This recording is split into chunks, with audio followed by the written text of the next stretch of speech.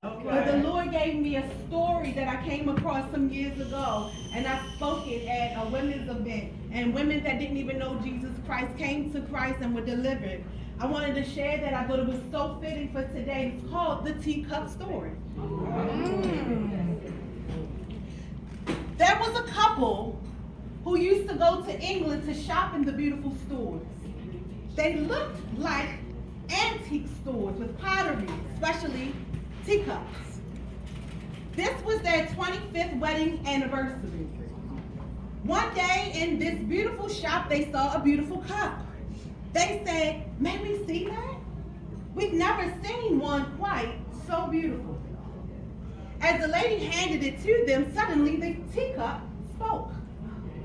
"You don't understand," it said. "I haven't always been a teacup. There was a time when I was red and I was clay. My master took me and rolled me and patted me over and over, and I yelled out, 'Let me alone!' When he only smiled, 'Not yet.' Then I was placed on a spinning wheel," the cup said, "and suddenly I was spun around and around and around." Stop it. I'm getting dizzy. I screamed, but the master only nodded and said, "Not yet." Then he put me in the oven. I never felt such heat, the teacup said. I wondered why he wanted to burn me.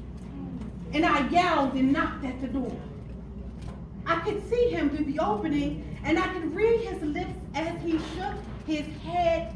Not yet. Finally, the door opened.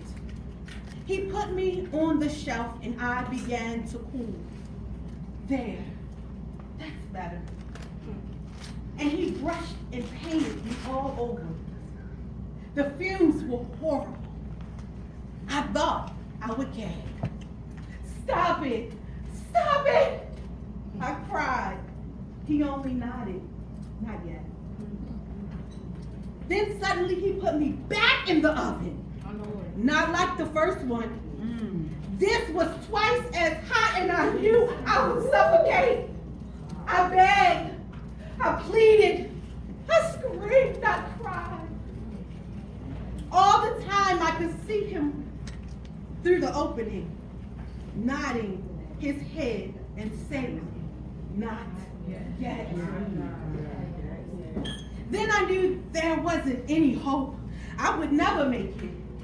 I was ready to give up. But the door opened, and he took me out and placed me on a shelf. 1 hour later, he handed me a mirror and said, "Look at yourself." And I did. I said, "That's not me. That couldn't be me. It's beautiful. I'm beautiful." Yes. "I want you to remember then," he said. "I know it hurts to be rolled and patted. But if I had let you alone, you would have dried up. I know it made you dizzy to spin around on the wheel. But if I stopped, you would have crumbled. I know it hurt you, and it was hot and disagreeable in that oven. But if I hadn't put you in there, baby, you would have cracked. I know the fumes were bad when I brushed and painted you all over, but if I hadn't done that, you would have never hardened, and you would not have had any color in your life.